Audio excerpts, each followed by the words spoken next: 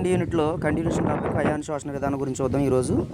So ఇక్కడ మనకేంటంటే యాక్చువల్గా ఏంటంటే మనకి నేలలో ప్రతి సాయిల్లో కూడా ఏంటంటే మనకి ఇక్కడ ఖనిజ పదార్థాలు అనేవి విలీన ద్రావణ కింద చెప్తామమ్మా. అంటే ఇక్కడ మనకి లవణాలన్నీ కూడా ఏంటంటే మనకి ఇక్కడ నీటిలో కరిగి ఉంటాయి అన్నమాట. కరిగిలో ఇవి నీటిలో ఎప్పుడైతే కరిగి ఉన్నాయో అవి అన్నీ కూడా ఏంటంటే మనకి ఇక్కడ అయానిక్ స్టేట్లో ఉండడం అనేది జరుగుతుందమ్మా, అయానిక్ స్టేట్లో. సో ఈ అయానిక్ స్టేట్లో ఉన్నప్పుడు మనకి ఈ అయానిక్ స్టేట్ అనేది మొక్కలు ఎప్పుడు కూడా ఏంటంటే గ్రహించడం జరుగుతుంది. అంటే ఈ మొక్కలు స్వీకరించడం లేదంటే గ్రహించడం అనేది ఎప్పుడు కూడా ఏంటంటే ఇక్కడ క్యాటయాన్ లేదా యానియాన్ రూపంలో మనకి ఏంటంటే వేరువేరుగా గ్రహించబడడం అనేది జరుగుతుందన్నమాట.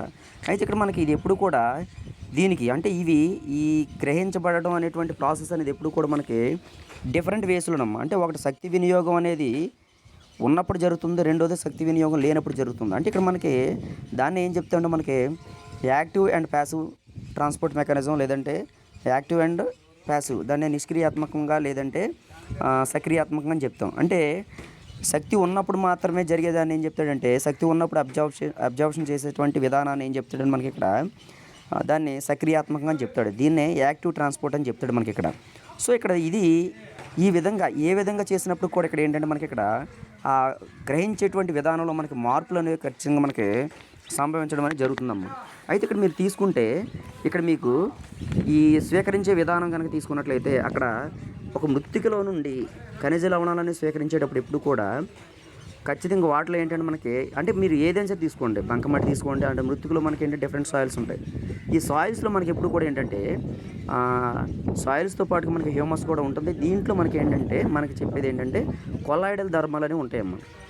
కొలాయిడల్ ధర్మాలని ఉంటాయన్నమాట. కొలాయిడల్ ప్రాపర్టీస్ అనేవి ఉంటాయి ఖచ్చితంగా. ఎప్పుడైతే ఈ కొలాయిడల్ ప్రాపర్టీస్ ఉన్నాయో ఈ మృతిక రేణువుల మధ్య అది మనకి ఎప్పుడు కూడా మనకి నెగిటివ్ ఛార్జ్ అనేది మనకి కలిగి ఉంటుంది అనమాట. ఎప్పుడైతే నెగిటివ్ ఛార్జ్ అనేది ఉంటుందో నెగిటివ్ ఛార్జ్ అనేది అక్కడ సమతుల్యం చేస్తుంది అనమాట. అంటే ఈక్విలిబ్రియం అనేది చేయడం అనేది జరుగుతుంది అనమాట. ఏంటంటే మనకి ఈక్విలిబ్రియం అనేది మనకి ఇక్కడ మృతిక రేణువులకి కాటయాన్లకి లేదంటే మృతిక రేణువులకి అయాన్లకి మధ్య సమతుల్యం అనేది ఎప్పుడు కూడా చేయడం అనేది జరుగుతుంది అనమాట. అయితే ఇక్కడ మనకి చిన్న ఎగ్జాంపుల్ కూడా చెప్పడం జరుగుతుందమ్మా. అంటే మనకి ఎప్పుడైనా మృతిక రేణువుల్లో గాఢత తగ్గించామనుకోండి, తగ్గిస్తే మృతిక రేణువుల నుండి అయాన్లు ఈజీగా అంటే దాంట్లో ఉన్నటువంటి మృతిక రేణువుల మధ్య ఉన్నటువంటి గాఢతను తగ్గిస్తే ఇమీడియట్గా వాటి యొక్క అయాన్లు తొలగించవచ్చు అని చెప్తాం. అంటే అది ఏంటంటే మనకి విద్యుదావేశం అంటే అధిక విద్యుదావేశం అంటే హై విద్యుదావేశం అనేది ఎక్కువగా ఉంటే కనుక అయాన్లు మృతిక రేణువులు శోషించబడడం తక్కువ ఆవేశాలు ఉంటాయి. అంటే మనకి రీప్లేస్ చేస్తాయి అనమాట. అంటే ఎప్పుడైతే ఎక్కువ విద్యుదావేశం అనేటువంటి ఉన్నటువంటి అయాన్లు ఉంటాయో అవి మృతిక రేణువులు శోషించబడినటువంటి తక్కువ ఆవేశం కలిగినటువంటి అయాన్లని ఎప్పుడు కూడా ఏంటంటే రీప్లేస్ చేస్తాయి అనమాట. అందుకని ఇక్కడ ఏంటంటే దీని బేసిస్ ఏంటంటే మనకి సాయిల్స్ ఎలాగంటే మనకి ఇక్కడ ఫర్ ఎగ్జాంపుల్ సాయిల్స్లో ఏంటంటే కాల్షియం కార్బోనేట్ కానివ్వండి, కాల్షియం ఆక్సైడ్ కానివ్వండి, ఇటువంటి కలిపామనుకోండి మనకి ఎక్కడైతే మనకి పంట పండిస్తున్నామో ఆ పంట పండించేటువంటి సాయిల్స్లో ఎసిడిటీ నేచర్ని అనేది తగ్గించవచ్చు. అంటే ఆమ్ల గుణాన్ని చాలా వరకు తగ్గించవచ్చు అనమాట. అంటే ఆమ్ల నేలలో ఎప్పుడు కూడా ఏది ఎక్కువ ఉంటుందంటే H+ అయాన్లు అనేవి ఎక్కువగా ఉంటాయి. అది మనకి ఏంటంటే సున్నం కలిపినప్పుడు ఏంటంటే మనకు సున్నం కలపడంలో ఏంటి కాల్షియం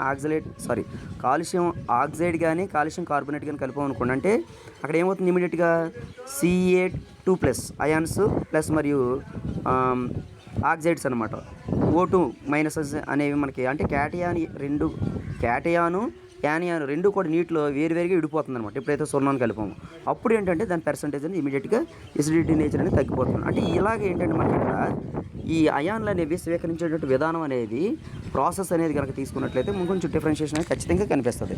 అయితే ఎలా స్వీకరిస్తాయి అంటే ప్లాంట్స్ ఎప్పుడు కూడా మనకి ఏంటంటే బయట అంటే రూట్ ఎపిడెర్మల్ సెల్స్ అంటే బాహ్య తలాల్లో ఉండేటువంటి కణాల ద్వారా అంటే యాక్చువల్గా రూట్ యొక్క టిప్ రీజియన్లో ఏముంటుందంటే విభాజ్య కణజాలం ఉంటుందమ్మా. అంటే విభజన చెందేటువంటి ప్రాంతం అనేది ఉంటుంది, అక్కడ విభాజ్య కణజాలం ఉంటుంది. దాని తర్వాత పొడవు ఎదిగే ప్రాంతం ఉంటుంది, ఎలాంగేషన్ రీజన్ ఉంటుంది. ఈ రీజన్స్లోకి మనకి ఏంటంటే పక్కన ఉన్నటువంటి మూలకేశాల ద్వారా నీరు సప్లై వెళ్ళి అక్కడ నుండి మనకి సెంటర్లో ఉన్నటువంటి జైలం ఫ్లోయం అంటే స్టేలార్ రీజన్కి అక్కడ నుండి మనకి కంప్లీట్గా పైకి మనకి మూమెంట్ అనేది జరుగుతుందంట. అయితే ఇక్కడ ఈ మూమెంట్ అనేది ఖచ్చితంగా జరగడం కోసం ఏంటంటే కొన్ని థియరీస్ కూడా చెప్పడం జరిగిందమ్మా. అయితే ఇక్కడ మనకి మనకి ఎప్పుడంటే మనకి 19th సెంచరీస్లో మనకి ఏంటంటే ఈ ఫిజికల్ ఆర్ కెమికల్ ప్రాపర్టీస్ని బేస్ చేసుకుని ఏంటంటే మనకి ఇక్కడ త్వచ నిర్మాణాత్మక పరిశోధనలో మనకి ఏంటంటే మనకి ఎప్పుడు కూడా ఈ మెంబ్రెయిన్లో పర్టికులర్గా అంటే ఒక చిన్న చిన్న రంధ్రాలు ఉంటాయి. అంటే ఒక మినిమం సైజులో ఉన్నటువంటి అంటే స్థిర పరిమాణం అని చెప్తున్నాను, కాన్స్టెంట్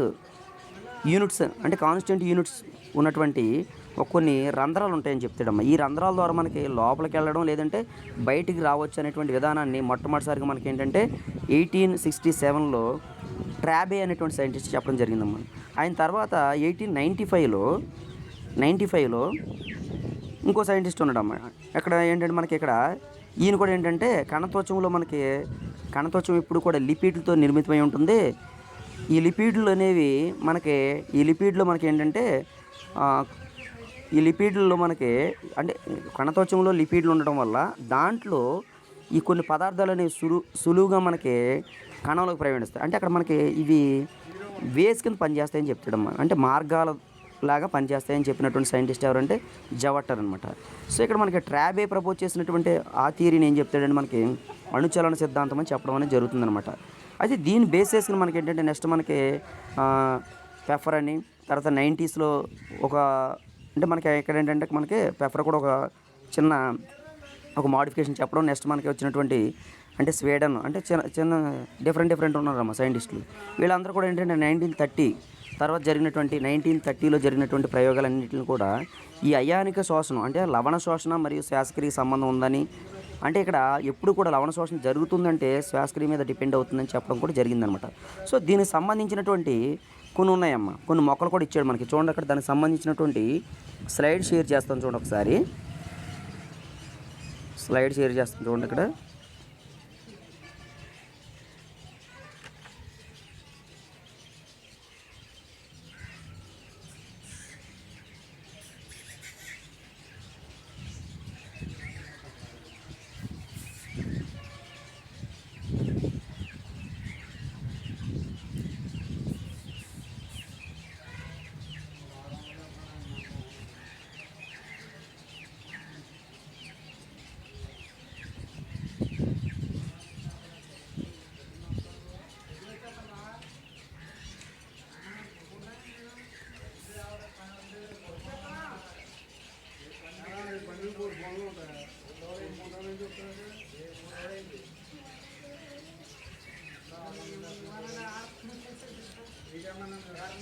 ఇక్కడ చూడండి మనకి ఇక్కడ ఈ సెకండ్ స్లైడ్ కనుక తీసుకుంటే చూడండి ఇక్కడ సెకండ్ స్లైడ్లో మనకి కొంతమంది సైంటిస్టులు చెప్పారమ్మా. చూడండి ఇక్కడ నైటెల్లా వెనోనియా లాంటి పెద్ద శైవలాలు ఉన్నాయమ్మా. వాటిలో కానివ్వండి లేదంటే దుంపవేర్లు, పత్రకాండాలు, అబ్రపు వేర్లు లేదంటే టిష్యూ కల్చర్ టెక్నిక్లో అనేక ప్రయోగాలు అంటే డిఫరెంట్ ఈ మొక్కలన్నింటికి సంబంధించినటువంటి వాటిల్లో డిఫరెంట్ ఎక్స్పెరిమెంట్లు చేయడం వల్ల ఏంటంటే మనకి వీటి గురించి అంటే ఇలాగ అబ్జార్ప్షన్ అనేది జరుగుతుంది అని చెప్పడం, అంటే అయాన్స్ అనేవి అబ్జార్ప్షన్ జరుగుతుందని చెప్పినటువంటి ఈ చెప్పడం అనేది జరిగిందమ్మా దీంట్లో. అయితే దీనికి సంబంధించి మనకు చూడండి ఇక్కడ ఫర్ ఎగ్జాంపుల్ మనకి నైటెల్లా కానీ వెలోనియా లాంటి శైవలాలు తీసుకుంటే కింద కొన్ని చెప్పడం జరిగింది. అంటే ఎలాగ మూమెంట్ అనేది జరుగుతుంది, అయాన్ చలనం సంచయనం అనేది ఎలా జరుగుతుంది, వర్ణాత్మకత అనేది ఎలా జరుగుతుంది, శోషించబడిన అయాన్లు వెలుపలికి లీక్ అవుట్ అంటే బయటకు రాకుండా ఎలా ఉంటాయి, ఈ ప్రాసెస్ గురించి ఏంటంటే మనకి అంటే లోపలికి వెళ్ళిన తర్వాత జరిగేటువంటి ప్రాసెస్లన్నింటికి సంబంధించి మనకి ఒక 3 థియరీ చెప్పడం జరిగింది. అంటే 3 ప్రపోజల్స్ అనమాట, కొన్ని ఎక్స్పెరిమెంట్లు ప్రూవ్గా చేయడం అనేది జరిగిందనమాట. అలాగే మనకి ఈ ప్రపోజల్స్ ఏంటంటే మనకి ఇక్కడ ఒకటి ఫర్ ఎగ్జాంపుల్ చూడండి ఇక్కడ కొన్ని జీవకణాలు అంటే లైవ్ టిష్యూస్ కనుక తీసుకున్నట్లు లైవ్ సెల్స్ కనుక తీసుకుంటే బయట వైపు కంటే ఎక్కువ అంటే మనకి అయాన్లు అనేవి బాహ్యయానకం కంటే ఎన్నో రెట్లు ఎక్కువ సమకూర్చుకుంటాయంట. అంటే అయాన్ల యొక్క సంచయనం అంటే బయట వైపు కంటే లోపల ఎక్కువ సమకూర్చుకోవడం అంటే మూమెంట్ అని జరుగుతుంది. ఇది మనకి ఫర్ ఎగ్జాంపుల్ నైట్ ఎలా తీసుకుంటే బాహ్యాన అంటే పొటాషియం కనుక తీసుకుంటే 1000 times ఎక్కువ సంచలనం జరుగుతుందంట. అంటే బయటికంటే లోపల అంటే విత్ ఇన్ ది సెల్స్ అనమాట లైవ్ టిష్యూస్లో. అదే మనకి ఒకవేళ వేరు చేసినటువంటి వేర్లు అంటే బయటికి వేర్లు తీసేసాం అనుకోండి, ఇది ఏంటంటే మనకి ఇక్కడ డైరెక్ట్గా ప్లాంట్ని విత్ ఇన్ ది ప్లాంట్లో అవుట్ సైడ్ ఉన్నటువంటి సాయిల్స్లో ఉన్నటువంటి కాల్షియం పర్సెంటేజ్కి చూసారు ఇక్కడ. ఇది రెండోది ఏంటంటే రూట్ సిస్టమ్ని కట్ చేశారనమాట. కట్ చేసి బయట తీశారనమాట. బయట తీసిన తర్వాత అక్కడ చూడండి, ఇక్కడ వేరు చేసినటువంటి, ఇక్కడ చూడండి, ఇక్కడ 3వ స్లైడ్లో చూపిస్తాడు మనకి. ఇక్కడ వేరు చేసినటువంటి స్లైడ్లు కనుక తీసుకుంటే, అంటే వేరు చేసినటువంటి వేర్లు కనుక తీసుకున్నట్లయితే వేర్లలో చేసిన ప్రయోగాల్లో తర్వాత పొటాషియం, క్లోరిన్ రెండు కూడా ఏంటంటే మనకి వర్ణాత్మక శోషణ జరుగుతుంది. అంటే ఒకటి లోపలికి, రెండోది అంటే వర్ణాత్మక శోషణ అనేది రెండు కూడా జరుగుతుంది. అంటే ప్యారలల్గా మనకి ఏంటంటే ఆ సెమీ పెర్మిబుల్ మెంబ్రేన్ ద్వారా శోషణ చెందడం జరుగుతుంది అనమాట. సో ఓకే, శోషణ చెందింది. ఏది ఒక్క నైట్లోనే మనం ఎగ్జాంపుల్ తీసుకుందాం.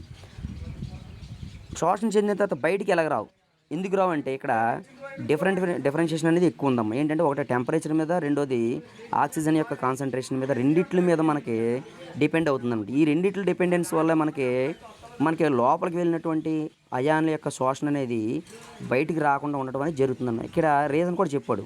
ఇక్కడ జనరల్గా ఉండేటువంటి temperature, at the same time oxygen గాఢత వద్ద అయాన్లు అనేవి అంటే జనరల్గా ఉండదు, అటు ఎక్కువ కాదు ఇటు తక్కువ కాదు అనేటువంటి టెంపరేచర్లు ఉంటే కనుక చాలా వేగంగా మనకి శోషణ చెందడం. సో శోషణ చెందిన తర్వాత అవి స్థిరంగా లోపల ఉండడం, ఇవన్నీ కూడా ఇలాంటి ప్రాసెస్ అన్నీ కూడా కణజాలాలన్నీ కూడా నీటి యానంలోకి మార్చినప్పుడు, అంటే ఇవే కణజాలాలని, అంటే ఇలాంటి పరిస్థితుల్లో అన్ని కణాలను తీసుకొచ్చి నీటిలోకి మార్చామనుకోండి, శోషణ చెందినటువంటి అయాన్లు అతి తక్కువ భాగం మాత్రమే వెలుపలికి వస్తాయి. అంటే వర్ణాత్మకంగా లోపలికి, అంటే పెర్మిబిలిటీ ఉన్నటువంటి ప్రాసెస్ ద్వారా లోపలికి వెళ్ళిన తర్వాత అవి ఎట్టి పరిస్థితుల్లో బయటికి రాకుండా ఉండడం అనేది జరుగుతుందని చెప్తాడు అనమాట.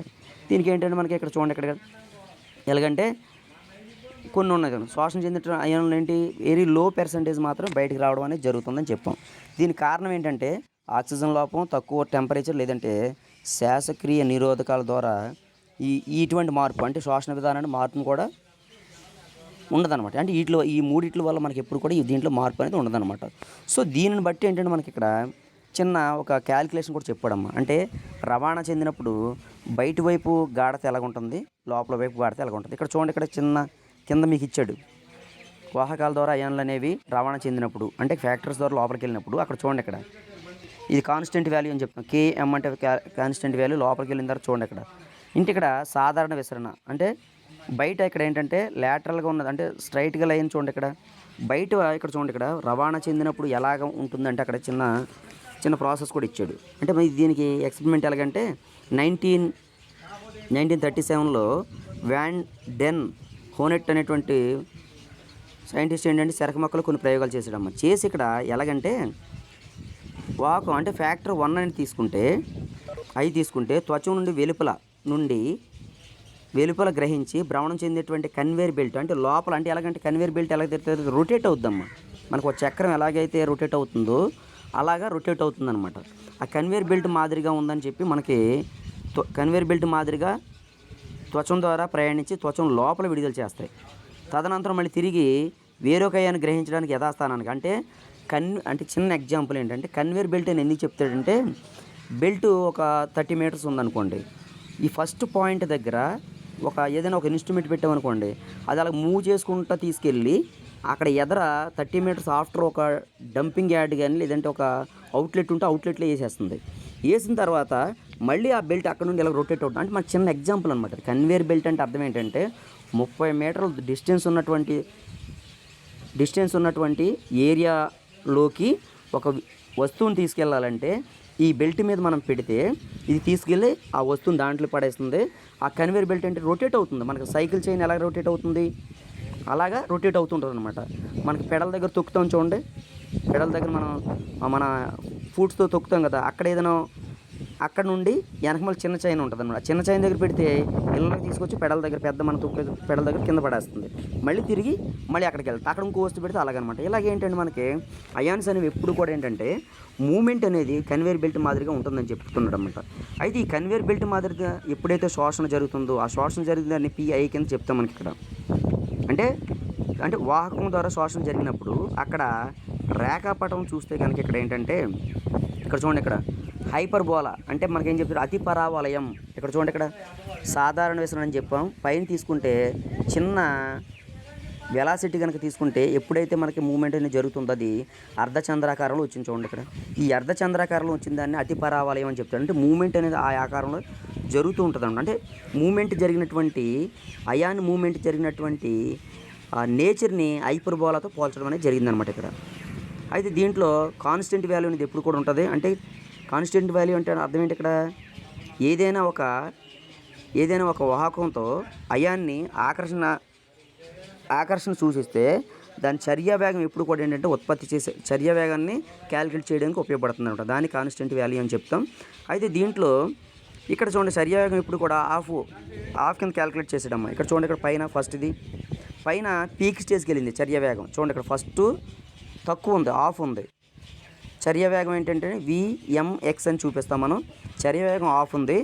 అది ఎప్పుడైతే మనకి ఒక అయాన్ అనేది స్టార్టింగ్ పాయింట్లో నుండి ఎండింగ్ పాయింట్కి వెళ్తే ఏంటంటే కంప్లీట్గా ఎండింగ్ పాయింట్ వెళ్ళేసరికి దాని యొక్క చర్య వేగం అనేది గరిష్ట స్థాయికి చేరుతుంది అనమాట. అప్పుడు గరిష్ట స్థాయికి వెళ్ళినప్పుడు మనం అనుకున్నటువంటి అయాన్ అనేది కంప్లీట్గా ట్రాన్స్పోర్టేషన్ అనేది జరిగిందని చూపించడానికి ఏంటంటే చిన్న ఎక్స్పెరిమెంట్ అనమాట ఇది మనకి. ఇది అయాన్ వాహకాల ద్వారా అయాన్ అనేది ఎలా రవాణా చెందుతుంది అనేది ఇది మనకి చిన్న ఎక్స్పెరిమెంట్ అనమాట. అయితే దీంట్లో మనకు చూడండి, ఇక్కడ దీని కూడా ఏంటంటే కొన్ని ఇచ్చాడమ్మా మనకి. ఏంటంటే అవి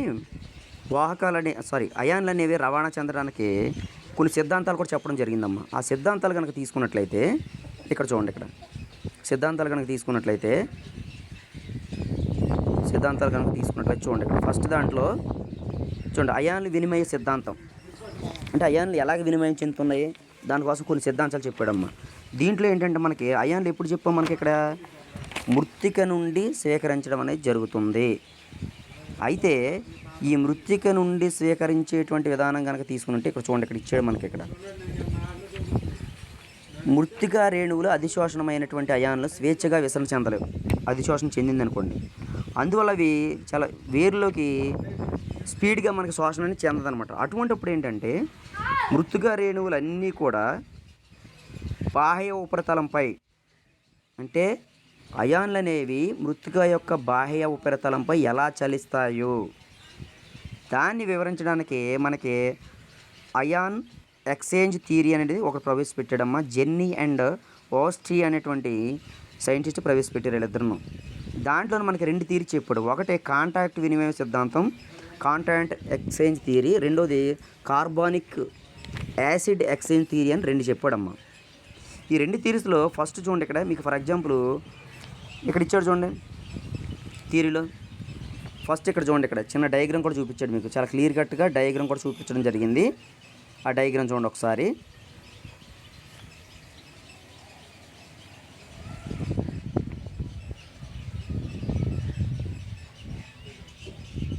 ఇక్కడ చూడండి, ఇక్కడ చూడండి కాంటాక్ట్, ఇదిగోండి కార్బానిక్ అంటే ఫస్ట్ చూడండి, ముందు ఫస్ట్ చూద్దాం. ఫస్ట్ థియరీ ఎక్కడే ఉంది చూడండి ఒకసారి.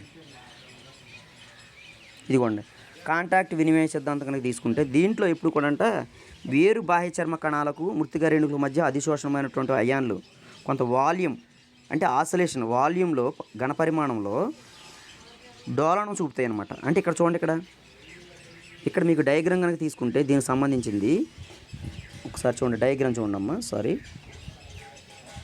ఇక్కడ చూడండి ఒకసారి.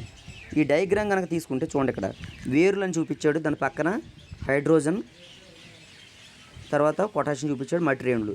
ఈ రెండిట్ల మధ్యన అంటే ఇప్పుడు కూడా మనకి ఏం జరుగుతుందంటే కొంత పరిమాణం అనేది అంటే డోలయానం చూపుతుంది. అంటే ఇక్కడ మనకి అధిశోషణం చెందేటువంటి అయాన్లు అంటే ఓవర్లాప్ అనమాట, ఒకదానికొకటి ఓవర్లాప్ అవుతూ ఉంటాయి అనమాట. ఎప్పుడైతే ఓవర్లాప్ అయిందో అప్పుడు మనకి అంటే అతివ్యాప్తి జరిగిందో అప్పుడు అయాన్ల మధ్య పరస్పర వినిమయం జరుగుతుంది. ఒక అయానికి రెండో అయానికి మధ్య చూడండి, రూట్కి మట్టి రేణువులకు మధ్యన అయాన్స్ ఉన్నాయి.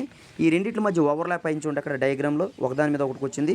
ఎప్పుడైతే ఓవర్లాప్ జరిగిందో అప్పుడు ఏంటంటే వినిమయ ప్రాసెస్ అనేది జరగడం అనేది స్టార్ట్ అవుతుంది అనమాట. ఇక్కడ చిన్న ఎగ్జాంపుల్ ఇచ్చాడు చూడండి, హైడ్రోజన్ ప్లస్ ఇచ్చాడు అయాన్లు, దానికి బదులుగా మట్టి రేణువులు చూడండి, ఇక్కడ వేరుకి హైడ్రోజన్ అయాన్స్ అనేవి కలిసి ఉన్నాయి.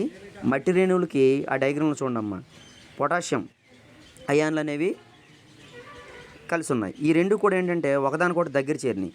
ఎప్పుడైతే దగ్గర చేరిందో అప్పుడు ఇక్కడ చూడండి, ఇక్కడ రెండో స్టెప్ అంటే ఓవర్లాప్ అయినాయి మట్టి రేణువును. ఇది రెండో స్టెప్ వచ్చేసరికి ఇక్కడ ఎప్పుడైతే మనకు ఓవర్లాప్ అయిందో అప్పుడు ఇమీడియట్గా చూడండి, ఇక్కడ మట్టి రేణువుల నుండి పొటాషియం ప్లస్ కార్బోనేట్ లోపలికి వెళ్ళింది, కార్బన్ డైఆక్సైడ్ ఇక్కడ చూడండి, ఇక్కడ in the presence of carbon dioxide ప్రజెంట్లో మనకి వాటర్ మాలిక్యూల్ అనేది దేని కింద కన్వర్ట్ అయిపోయిందంటే H+ అండ్ HCO3 కింద కన్వర్షన్ అనేది జరిగిపోయింది. అంటే ఇక్కడ మనకి ఈ రెండు కూడా పొటాషియం ఎలాగ డివైడ్ అయ్యింది, హైడ్రోజన్ అనేది ఎలా డివైడ్ అయింది చూపించే ఇక్కడ మనకి ఇక్కడ అంటే ఓవర్లాపింగ్ జరిగేటప్పుడు ఈ ప్రాసెస్ అనేది జరగడం జరుగుతుందన్నమాట.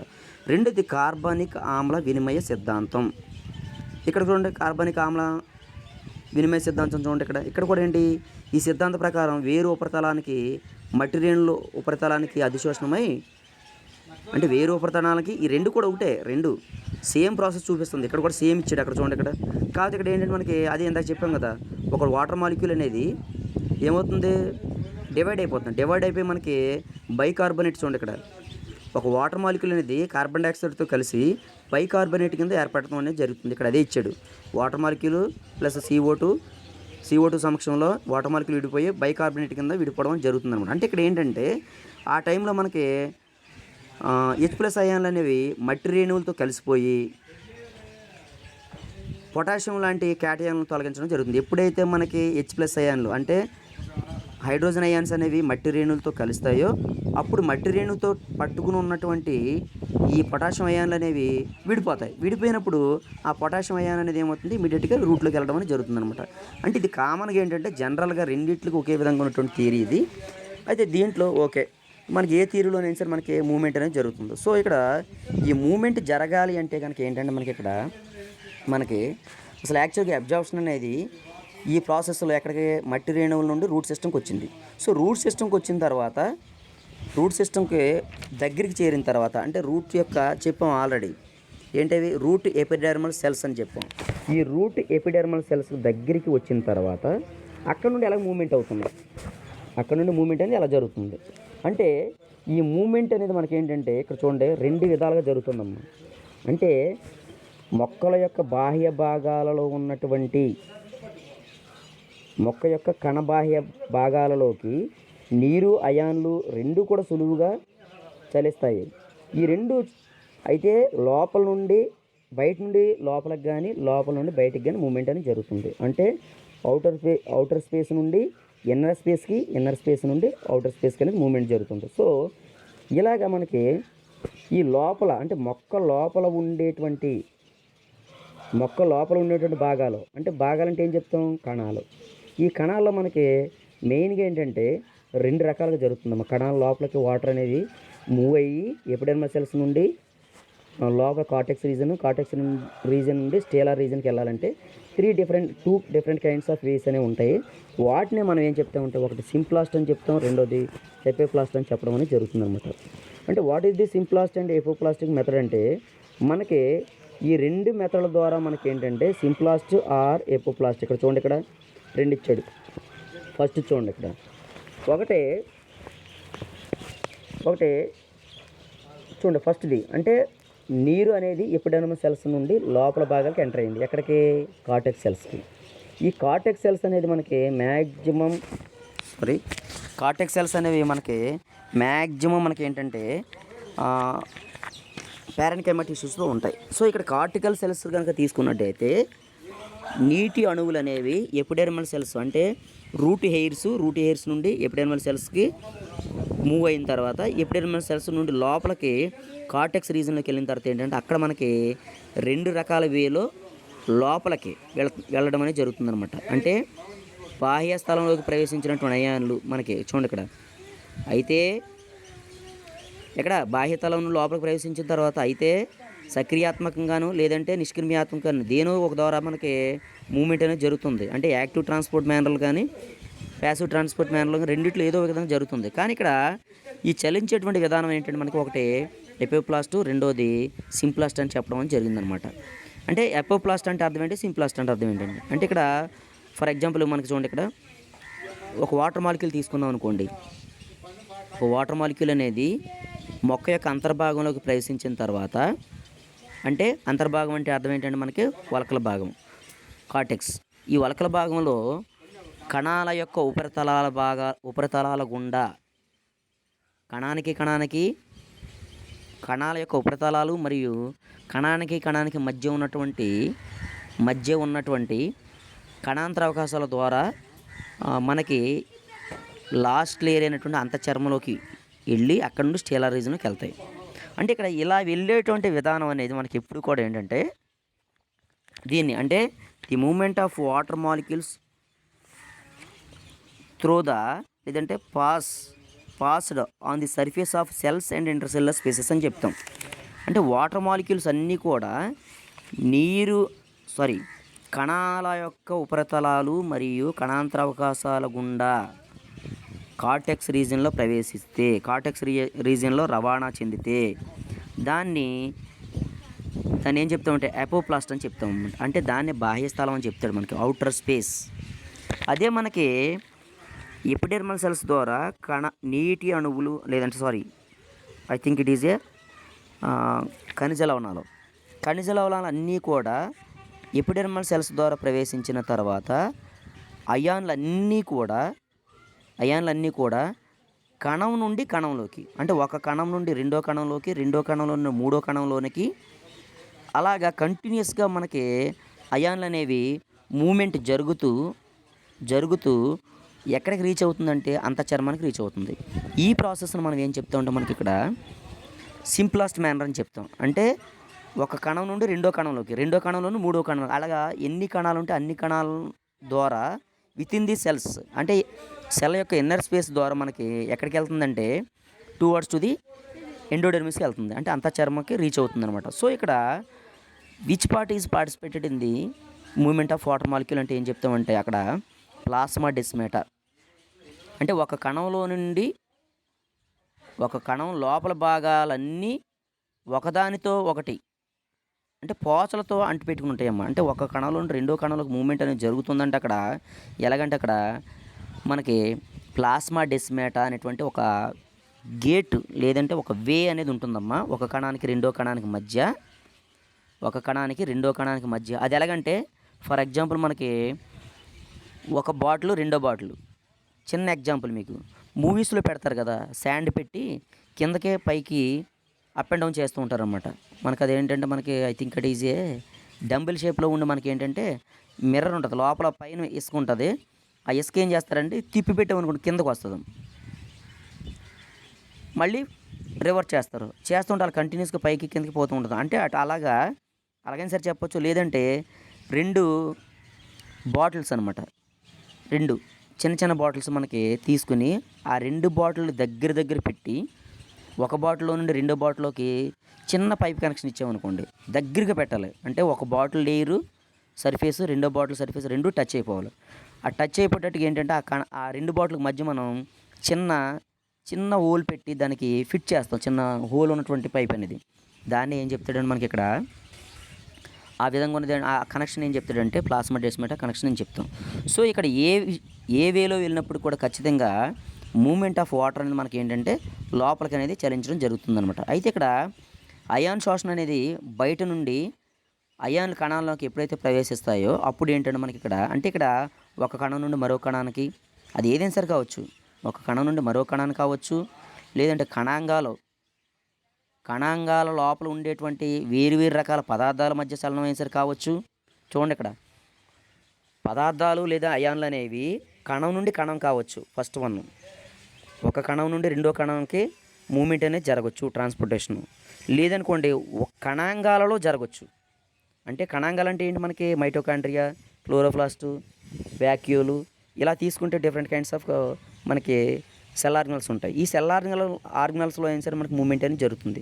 ఈ జరిగేటువంటి మూమెంట్ ఆర్ ట్రాన్స్పోర్టేషన్ అనేది రవాణా లేదంటే చలనం అనేది మనకి రెండు రకాలుగా జరుగుతుందమ్మా. ఆ రెండు రకాలు ఏంటంటే మనకి ఒకటి నిష్క్రియ చలనము, రెండోది లేదంటే నిష్క్రియ శోషణము, రెండోది సక్రియ శోషణం లేదంటే సక్రియ చలనం అని చెప్తాం. దాన్నే ఇంగ్లీష్లో నిష్క్రియ అయితే పాజిటివ్ అబ్జార్ప్షన్ అని చెప్తాం, అదే సక్రియ అయితే యాక్టివ్ అబ్జార్ప్షన్ అని చెప్తాం. దాన్నే passive transport and active transport అని చెప్పడం అనేది జరుగుతుందన్నమాట. సో ఇక్కడ ఈరోజు మనం ఇంకా చిన్న టాపిక్ ఏంటంటే మనకి ఫర్ ఎగ్జాంపుల్ మనకి ప్యాసివ్ ట్రాన్స్పోర్ట్ చూడండి. ఈ ప్యాసివ్ ట్రాన్స్పోర్ట్ కనుక తీసుకుంటే ఇక్కడ చూడండి నెక్స్ట్ స్లైడ్. ఈ ప్యాసివ్ ట్రాన్స్పోర్ట్ కనుక తీసుకుంటే దీంట్లో చూడండి మనకి ఇక్కడ ప్యాసివ్ ట్రాన్స్పోర్ట్ మెయిన్గా ఏంటంటే active transport, passive transport already చెప్పాం మనకి. ప్యాసివ్ ట్రాన్స్పోర్ట్ అంటే నిష్క్రియ చలనము లేదంటే నిష్క్రియ శోషణ అనేది జరిగేటప్పుడు, అంటే ఒక అయాన్లు అనేవి శోషణ విధానం జరిగేటప్పుడు ఎటువంటి శక్తి అవసరం లేదు. అయానుల శోషణ జరిగేటప్పుడు ఎటువంటి శక్తి అవసరం లేకుండా శోషణ విధానం కనుక జరిగితే దాన్ని నిష్క్రియ శోషణ, నిష్క్రియ చలనము అని చెప్పడం జరుగుతుంది. అదే మనకి ఇంగ్లీష్లో ఏం చెప్తాడంటే no need the energy for transportation of minerals or ions, that is called passive absorption or passive transport అని చెప్తాం మనకి ఇక్కడ. అంటే శక్తి అవసరం లేకుండా అయాన్లు కనుక చలనం జరిగితే దాన్ని ఏం చెప్తామంటే నిష్క్రియ చలనము లేదంటే నిష్క్రియ శోషణ విధానం అని చెప్పడం జరుగుతుంది. సో దీన్ని వివరించడానికి మనకి ఏంటంటే కొన్ని థియరీ చెప్పారమ్మ, 3 చెప్పారు. ఒకటి అయాన్ల వివరణ, అయాన్ ఎక్స్ప్లెనేషన్ థియరీ ఒకటి, అయాన్ల విసరణ థియరీ అని చెప్తాం, డిఫ్యూజన్ థియరీ అని చెప్తాం, మాస్ ఫ్లో థియరీ అని చెప్తాం, డోనాన్ ఈక్విలిబ్రియం థియరీ అని చెప్తాం. అంటే ఇక్కడ మనకి డోనాన్ ఈక్విలిబ్రియం థియరీ అని చెప్తాం. ఇక్కడ అయాన్స్ అంటే మనకి విసరణ థియరీ అంటే మనకు తెలిసిందే ఆల్రెడీ, ఇప్పుడు కూడా మనం డిస్కస్ చేసేది. అయాన్లు అనగా డిఫ్యూజన్ అంటే ఏంటి, ఇప్పుడు కూడా what is the definition of diffusion అంటే ఏం చెప్తాం అంటే డెఫినేషన్ ఏంటి, అధిక గాఢత కలిగినటువంటి ప్రదేశం నుండి అల్ప గాఢత గల ప్రదేశంలోనికి, అధిక గాఢత గల ప్రదేశం నుండి అల్ప గాఢత గల ప్రదేశంలోనికి మూమెంట్ అనేది జరుగుతుంది అయాన్స్ అనేది. ఇక్కడ కూడా అదే చెప్తాడు. మొక్కల యొక్క కణజాలం కనుక తీసుకున్నట్లయితే అధిక గాఢత గల లవణ ద్రావణంలో ఉంచినప్పుడు, అంటే ఒక మొక్క కణజాలం తీసుకుని అధిక గాఢత కలిగినటువంటి ద్రావణంలో ఉంచినప్పుడు, హై కాన్సన్ట్రేట్ సొల్యూషన్లో ఉంచినప్పుడు, అప్పుడు అయాన్లు అనేవి స్వేచ్ఛగా అంటే ఫ్రీగా కణంలోకి మూమెంట్ అవుతాయి. మూమెంట్ అయ్యి అక్కడ ఈక్విలిబ్రియం అంటే మనకి అక్కడ ఏమంటే డిఫ్యూజన్ పొటెన్షియల్ వాల్యూ అనేది బేస్ చేసుకుని మనకి ఏంటంటే అక్కడ మనకి ఇన్సైడ్ నుండి అవుట్ సైడ్ అంటే అయాన్ల గాఢత బేస్ చేసుకుని మనకి బాహ్య ద్రావణం అంటే అవుటర్ సొల్యూషన్లో ఉన్నటువంటి అయాన్ల గాఢత అంటే లోపల బయట. మీకు ఇక్కడ చూడండి, ఇక్కడ ఏం చెప్పాడు మనకి చిన్న ఎగ్జాంపుల్ ఒకటి. ఒక కణజాలం తీసుకున్నాడు, అధిక గాఢత కలిగినటువంటి ద్రావణంలో ఉంచినప్పుడు అయాన్లు అనేవి స్వేచ్ఛగా ఈ లోపలికి వెళ్తుంది అనమాట. అంటే లోపలికి వెళ్ళింది, కణంలోకి వెళ్ళిందంటే ఏంటి, లోపల కణంలో గాఢత తక్కువ ఉంది, మనం తీసుకున్నటువంటి సొల్యూషన్లో గాఢత ఎక్కువ ఉంది. సో ఈ రెండు ఈక్విలిబ్రియం అనేది ఖచ్చితంగా జరుగుతుంది. అది మనకి ఇక్కడ ఏ మేనర్ అంటే ఎపోప్లాస్టిక్ మేనర్లో జరుగుతుంది. అంటే అయాన్ విసరణ సిద్ధాంతం అంటే డిఫ్యూజన్ థియరీ కనుక తీసుకుంటే, డిఫ్యూజన్ థియరీకి డెఫినేషన్ ఏంటంటే actual definition is high concentrate to లో కాన్సన్ట్రేట్. అదే ప్రాసెస్ ఇక్కడ మనం తీసుకున్న ద్రావణం ఎక్కువ ఉంది కాన్సన్ట్రేషను, కానీ మొక్క యొక్క కణజాలంలో కాన్సన్ట్రేషన్ తక్కువ ఉంది. అప్పుడు మనకి మొక్క యొక్క కణజాలంలోకి స్వేచ్ఛగా కణంలోకి అయాన్లు అనేవి రవాణా చెంది ఈ రెండింటి మధ్య ఈక్విలిబ్రియం అవుతుంది. ఇది ఫస్ట్ మెథడ్. ఇక్కడ ఈ మెథడ్ జరగాలంటే మనకి ఖచ్చితంగా ప్లాస్మా మెంబ్రేన్ అనేది మెయిన్ ఫ్యాక్టర్. ఈ ప్లాస్మా మెంబ్రేన్లో మనకి ఏంటంటే ప్రోటీన్స్ ఉంటాయి కాబట్టి ఎపోప్లాస్ట్లోని అయాన్లు కలిసి ఒక కాంప్లెక్స్ ఏర్పరిచి ఆ కాంప్లెక్స్ ద్వారా మనకి మూమెంట్ అనేది జరుగుతుంది. దాన్ని ఫెసిలిటేటెడ్ డిఫ్యూజన్ మెకానిజం అని చెప్తాం. ఇది మనకు ఫస్ట్ది. ఏవైతే మనకి అయాన్ల యొక్క ట్రాన్స్పోర్టేషన్కి ఉపయోగపడుతుందో వాటిని ఏం చెప్తాడంటే అయనోఫోర్స్ అని చెప్తాడు. ఆ రంధ్రాలను కానీ లేదంటే అయాన్స్ని ఏం చెప్తాడంటే అయనోఫోర్స్ అని చెప్తాడు. ఇది ఫస్ట్ది. సెకండ్ మాస్ ఫ్లో అమ్మ. ఇది మనకు తెలిసిందే. ఏంటంటే మాస్ ఫ్లో అంటే మనకి ఇక్కడ మనకి క్రామర్ ఒకడును హైల్మర్ అనేటువంటి సైంటిస్ట్, హెల్మర్, రస్సెల్, తర్వాత బాథర్ అనేటువంటి సైంటిస్టులు ఏంటంటే మనకి ఇక్కడ ఈ సిద్ధాంతాన్ని వివరించారమ్మ. అది ఎలాగంటే మాస్ ఫ్లో మెకానిజం అంటే మనకు ఒకటి చెప్తాం. ఎలాగంటే దారుణాలలో ఎప్పుడైతే అంటే నెగిటివ్ హైడ్రోస్టాటిక్ ప్రెజర్ అనేది ఎప్పుడైతే అభివృద్ధి చెందుతుందో మొక్కలలో దారుణాలు సీవ్ ట్యూబ్స్లో కనుక ఎప్పుడైతే నెగిటివ్ హైడ్రోస్టాటిక్ ప్రెజర్ అనేది రుణ జలస్థితిక పీడనం అనేది ఎప్పుడైతే వృద్ధి చెందుతుందో అప్పుడు మనకి నీరు అనేది అధిక మోతాదులో బయట నుండి లోపలికి వెళ్తాయి. మీకు ఈ ఈ నెగిటివ్ ఛార్జ్ అనేది ఎప్పుడు క్రియేట్ అవుతుందంటే ట్రాన్స్పిరేషన్ మెకానిజం అనేది ఎక్కువగా జరిగినప్పుడు మొక్కలో ఉన్నటువంటి నీళ్ళు ఎక్కువగా లాస్ అవుతాయి. ఆ లాస్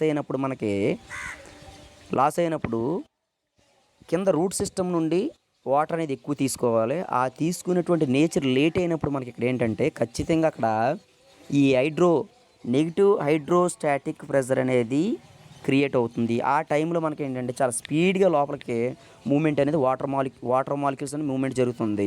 ఆ వాటర్తో పాటుగా వాటర్లో కరిగి ఉన్నటువంటి లవణాలు కూడా లోపలికి వెళ్ళడం అనేది జరుగుతుంది అన్నమాట. ఇది మనకి ఏంటంటే జనరల్గా జరిగేటువంటి ప్రాసెస్ ఇది.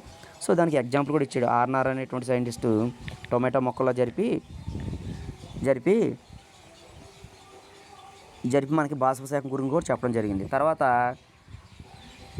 దీన్ని బలపరిచినటువంటి సైంటిస్ట్ ఎవరంటే మనకి 1964లో లోప్షింకీ అనేటువంటి సైంటిస్ట్ బలపరిచాడు. నెక్స్ట్ మనకి ఇంకోటి కూడా ఉంది. మనకి బార్లీ ప్లాంట్లో కూడా మనకి ఏంటంటే మెగ్నీషియం కాల్షియం క్యాటయాన్ల గురించి కూడా మెగ్నీషియం కాల్షియం క్యాటయాన్లు చాలా స్పీడ్గా ట్రాన్స్పోర్టేషన్ జరుగుతున్నట్టుగాను, తర్వాత సోడియం పొటాషియం అనేది నెమ్మదిగా ట్రాన్స్పోర్టేషన్ జరుగుతున్నట్టు కూడా మనకి వివరణ అనేది ఇవ్వడం జరిగిందనమాట.